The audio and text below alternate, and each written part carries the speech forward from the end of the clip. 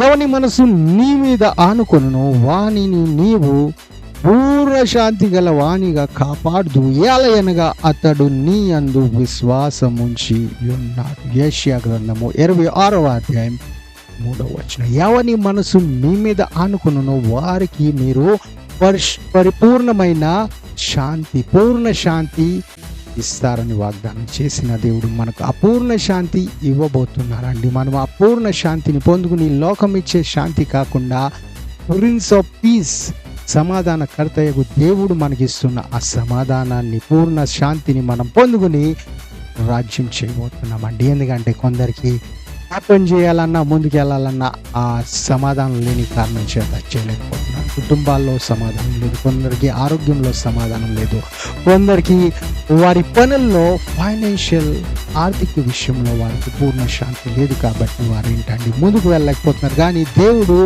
ఆయన మీద మనం ఆనుకుని ఎడల, ఆయన మీద మనము విశ్వాసం ఉంచిన కారణం చేత ఆయన పూర్ణ శాంతి గల వానిగా మనల్ని కాపాడుతానని వాగ్దానం చేశారు.